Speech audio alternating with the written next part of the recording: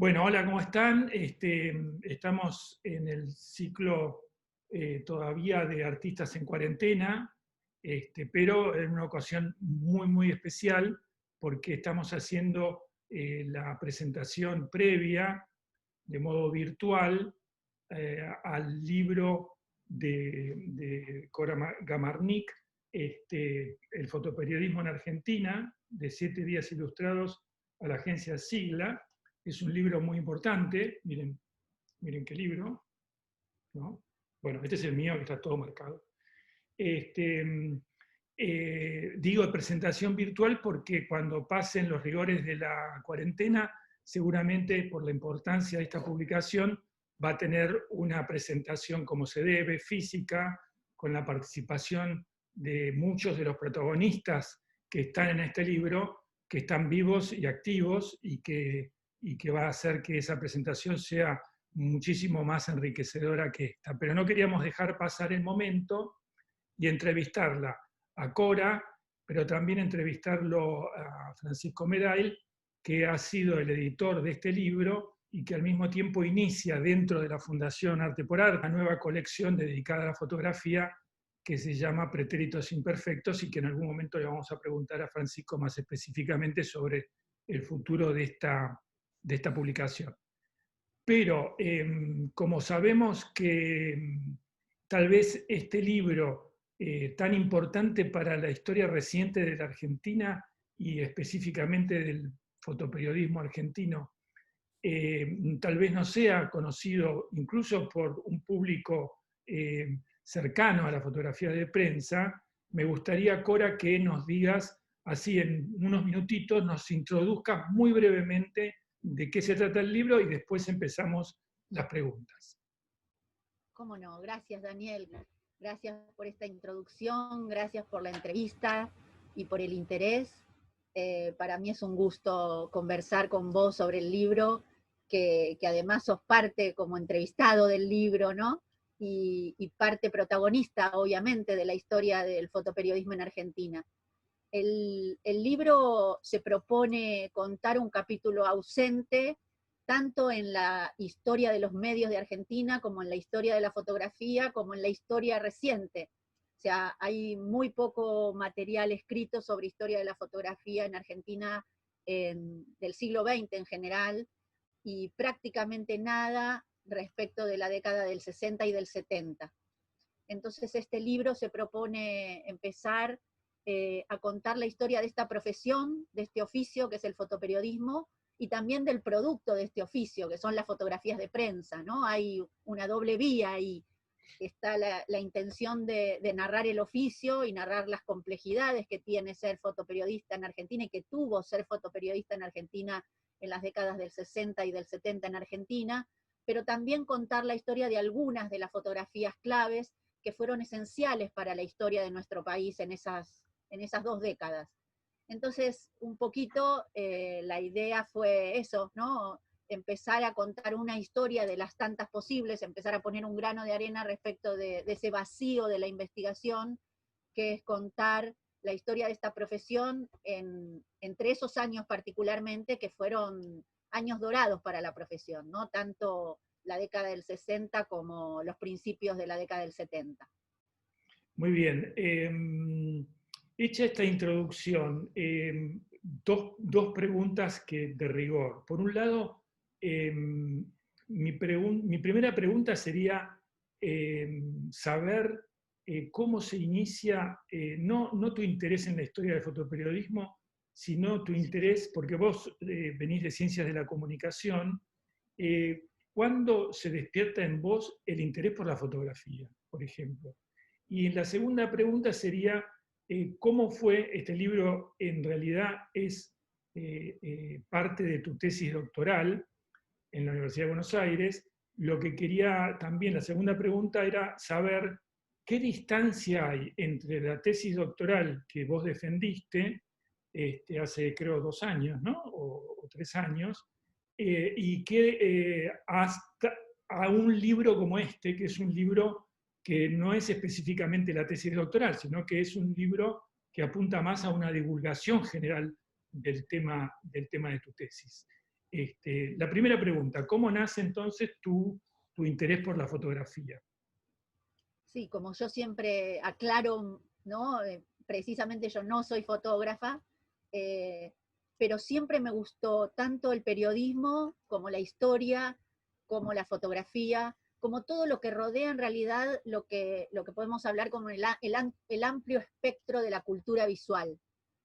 Y estudiando temas de cultura visual, de comunicación visual, encontraba de nuevo este vacío en la investigación, ¿no? De que no había material teórico sobre fotoperiodismo, ni sobre la profesión, pero tampoco había material sobre lo que había sido la historia del fotoperiodismo en nuestro país. Entonces, yo encontraba siempre ese déficit, ¿no? Leía temas de la década del 60, mencionaban o mostraban como ilustración fotografías, pero no las analizaban, ni tampoco se preocupaban por reconstruir quiénes las habían sacado, de qué manera, por qué, en qué lugares habían circulado, cómo se habían publicado, cuál era el derrotero de esas imágenes. Para mí era, digamos, sentía que ahí había un gran vacío donde se valorizaba la palabra, se valorizaban los discursos periodísticos, se valorizaban otro tipo de discursos y nunca la imagen. Entonces sentía eso, que ahí faltaba algo, y mi interés vino por tratar de mirar distinto entonces a las imágenes, como exprimirlas, como no retorcerlas, a ver qué más pueden decir, además de ser una ilustración de textos de periodísticos, de historia, de divulgación, etcétera. Y entonces de a poco empecé a encontrar ahí un mundo muy desordenado también, porque no hay una sistematización, somos muy pocos los que trabajamos de esta forma con estos temas. Entonces fue todo un trabajo no solo de investigación en sí del tema, sino también de reflexión metodológica sobre cómo estudiar este tema. Eso por un lado. Yo voy contestándote lo más sucintamente posible Sí, para que no te hagan... pero Y respecto esto nos une, perdón que te interrumpa, vos creaste, no, o creaste o encontraste o construiste una metodología para abordar el tema, ¿no? ¿Esa metodología en qué consistió? Porque es muy particular, me gustaría que la destacaras. Mira, no es que la creé yo, digamos, yo me No, claro. enfrentaba con problemas de investigación y tenía que resolverlos. Y el tema es que también estaba bastante sola, porque como no había otros ni otras investigando este tema cerca mío, o que yo los conociese en un principio, bueno, iba haciendo lo que podía. Después encontré, tanto en el país como en otros países de América Latina y en otros lugares, en España, en Francia, encontré gente que se enfrentaba a mis mismos temas y que también había buscado formas de resolución. Entonces me sirvió muchísimo leer sus trabajos. Pero en concreto, este periodo, el de los 60 y 70, fue una reconstrucción a través de la historia oral, o sea, de entrevistas a los protagonistas, de entrevistas a los propios fotógrafos, cruzada por las fuentes visuales, o sea, ir directamente a las hemerotecas y mirar las revistas, mirar las fotos, y por supuesto recurrir a la historia, ¿no? A la historia escrita por los historiadores, digamos. Pero también entonces hubo un cruce de distintos registros que tiene que ver con, por supuesto, lo que es la memoria y el registro oral de las entrevistas, es el trabajo en bibliotecas y en hemerotecas, y es la lectura de historiadores que hablan del periodo. Entonces, un poco fue cómo y por supuesto también la lectura de los registros periodísticos contemporáneos a los hechos. Entonces, un poco era ir entremezclando eso, pero al mismo tiempo darle un orden en una narración lo más amable posible, ¿no? Que sea Claro. de fácil lectura. Eso me interesaba mucho. Y, Pero bueno, también tenía que cumplir, obviamente, los requisitos académicos que tiene que cumplir una tesis. claro. Ahora bien, con respecto a las fuentes primarias o las fuentes orales, digamos, Sí. vos te enfrentaste ahí a problemas en cuanto a la veracidad de los dichos, de los testimonios, o sea, ¿cómo hacías para vos comprobar? Porque uno siempre tiene una visión del pasado que, bueno, no hace tanto que sucedió, pero bueno, la mayoría de la gente ya es grande o han sido situaciones muy traumáticas, entonces por ahí uno tiene una visión distorsionada de su propia experiencia. ¿Vos cómo manejabas esa Mira, sustancia. sí, más que el tema de la veracidad, que no está puesto en juego, sino que está puesta en juego la subjetividad de la propia memoria, del propio narrar de la historia, digamos. Eh, y ahí cada uno tiene su propia verdad, pero además tiene sus propios recuerdos. Entonces vos pensás que yo empecé entrevistando también a los protagonistas de la década del 60, a quienes pude y quienes estaban. Ya habían muerto algunos protagonistas centrales cuando yo empecé esta investigación, como el propio Francisco Vera, como el propio Jorge Aguirre, no sé, como el propio Loiácono, o sea, faltan nombres muy fuertes ahí, que es una gran pena que no haber estado antes para investigarlos y para poder entrevistarlos, pero lo que sí logro construir, creo, busco, intento construir, es un relato coral, polifónico. No hay una voz que digamos, sobresale de las otras, sino que claramente hay un intento de reconstrucción de la historia de una profesión en el periodo en una multiplicidad de voces que se enciman, se superponen. Por supuesto, chequeé datos, porque por ahí hay errores en las fechas, hay algún recuerdo que se corre de año, de mes, o que está contado por dos protagonistas de maneras distintas. Eso lo chequeé lo más que pude, pero lo más importante en realidad era, teniendo todas las entrevistas sobre la mesa, después construir mi propia voz sobre lo sucedido. Digamos, Bien. esta fue mi forma de tomarlo. También pensando que la memoria tiene esto, ¿no? No solo por el paso del tiempo, de la dificultad de que uno le repone al pasado la propia historia personal que tuvo posteriormente, sino también el tema de edulcorar, ¿no? Aquel pasado doloroso en muchos aspectos. Claro. Entonces, también fui muy respetuosa, lo más respetuosa que pude, de aquellas cosas que me han contado que tampoco querían que se supieran, o digamos que eran muy personales, muy íntimas. Uh-huh. Que se dio esta confianza también. A mí me gustaba mucho hacer las entrevistas, porque me gusta mucho escuchar a la gente, la verdad que me gusta mucho, y más cuando son historias, me contaban las historias de su vida. En muchos casos también entrevisté gente que no había sido nunca entrevistada y que tenía historias apasionantes, del correr de su profesión. Claro. Entonces fueron cuando encontraban que era una posibilidad de escucha, y de una escucha atenta y de una escucha respetuosa. Claro, se transformaban en entrevistas de 2, de 3 horas, o de más de un día, o ¿no? de 2 días, donde ahí se iban ya estableciendo un vínculo con el entrevistado, una especie de confianza, ¿no? Entonces Claro. no era una entrevista periodística que va a durar 15 minutos y después yo hago cualquier nota, Claro. sino era una entrevista en En profundidad donde profundidad. yo, claro, Y ahora viene la segunda parte, que ahí me gustaría que te interviniera un poco Francisco, porque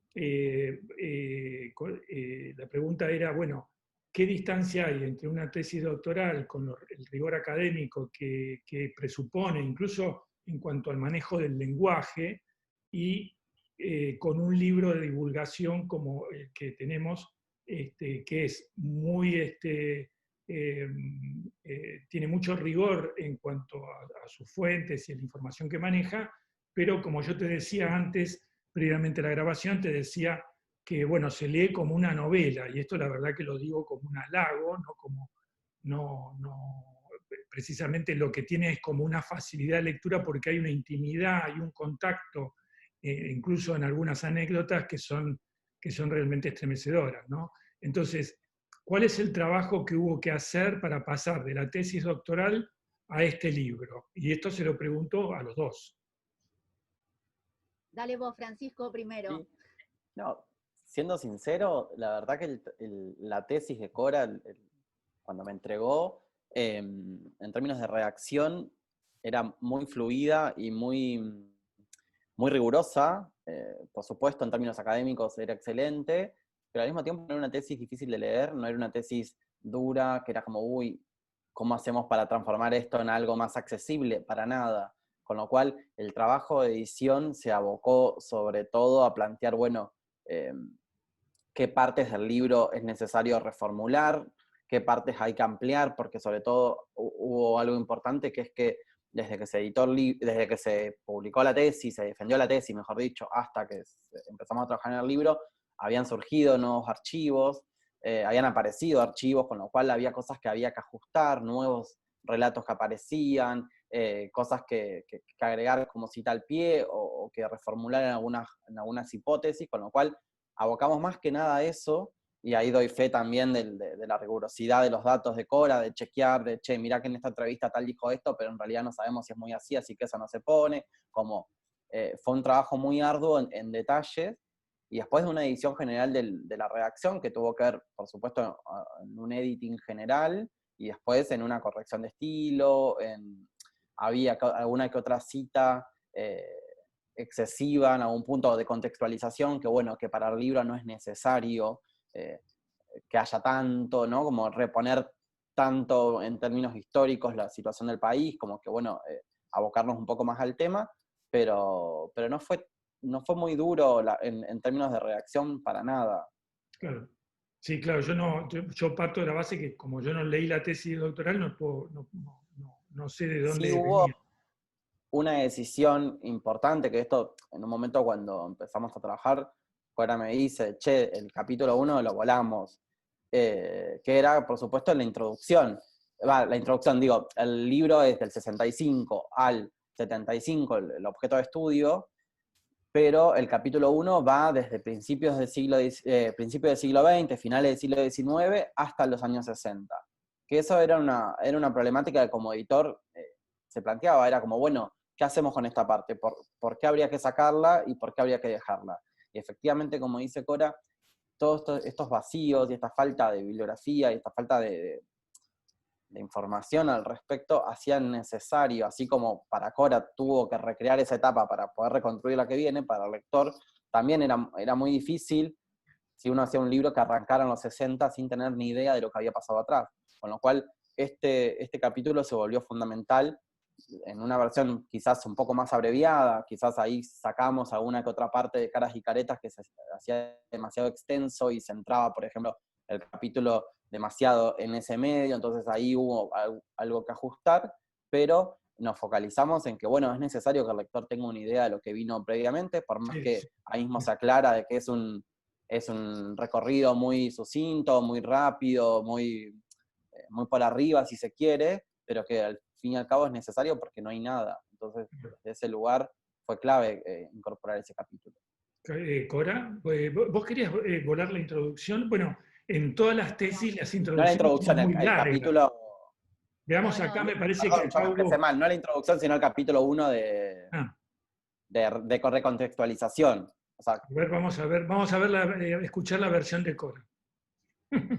no, sí, sí, yo en realidad no quería volar nada, pero cuando empezamos pensé que era un libro demasiado largo, porque la tesis original tiene 440 páginas. Sí, Para una tesis de doctorado piden 300 páginas. Yo tuve que mandar una carta pidiendo que me permitan presentarla con la extensión de habiéndome pasado con 140 páginas de lo exigido, diciendo que iba a tener muchas imágenes, entonces que por favor me dejen expandirme.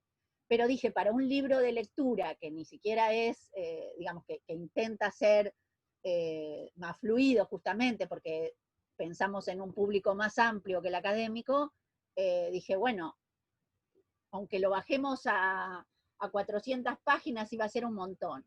¿Y cómo darle un orden? Dije, bueno, lo que va a tener que salir es el capítulo 1, que son los antecedentes, ¿no? Que son esta primera mitad del siglo XX. Que me costaba un montón, porque es un capítulo que me llevó más de un año escribir, y otro año de investigación para escribirlo. Pero bueno, yo decía, no sé, entregada por entregada, digo, para que salga el libro, bueno, quitemos esta parte. Y Francisco ahí fue el que dijo, no, no, vamos con todo, que esté el libro entero, alivianémosle, entonces pudimos recortar con citas al pie, ¿no? Con mucha bueno, información que tiene que de ver hecho con el libro esto de... tiene más de 300 páginas, ¿no? Sí, sí, el libro realmente yo creo que no perdió nada respecto de la tesis, es más, creo que ganó por esto que comentaba Francisco, porque se actualizó, porque al aparecer nuevos archivos pudimos encontrar fotos que yo no conocía cuando hice la tesis, absolutamente inéditas, o que hablaba de esos archivos, pero no sabía que que nunca había íbamos visto. a poder acceder. Entonces, no, creo que el libro gana absolutamente, totalmente. Bueno, les hago una última pregunta y vamos a cortar y vamos a pasar a otro bloque.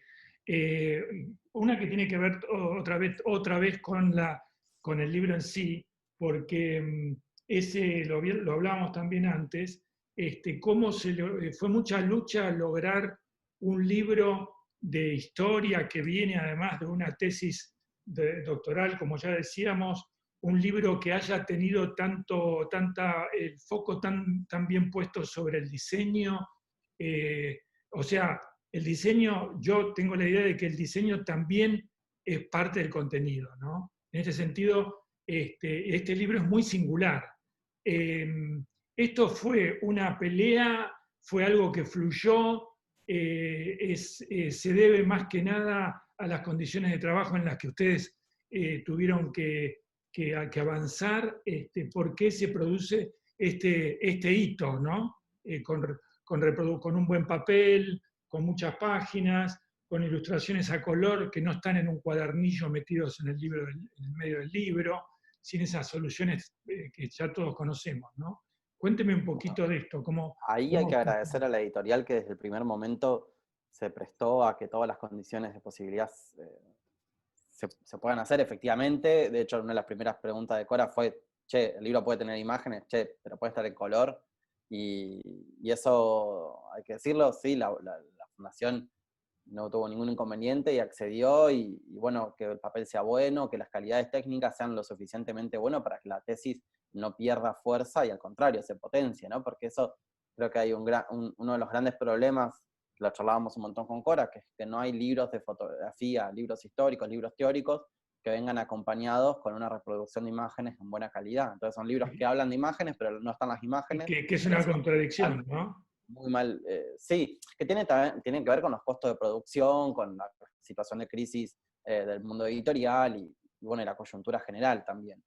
Pero bueno, eso es por un lado, y por el otro, como editor de la colección, yo venía pensando en un diseño junto al diseñador, que es un diseño que después se replique en todos los títulos. Entonces, la tapa que ahora es la de Cora, efectivamente va a ser similar o prácticamente igual a las que los títulos que siguen, ¿no? Cambiando por supuesto la foto, cambiando Claro. el nombre del libro, pero es un diseño que está pensado para la colección. Después, más adelante, en la segunda parte, vamos a hablar un poco de la colección, Francisco. Para terminar este bloque, te quiero dejar, Cora, una pregunta, que es la primera pregunta sobre el contenido. ¿Verdaderamente el fotoperiodismo en la Argentina empezó con la revista 7 Días? ¿O tal vez haya antecedentes muy fuertes que nos hagan en el futuro, después de este libro, tal vez empezar a repensar ese momento del comienzo? Esta es la pregunta que voy a dejar colgando para la próxima entrevista.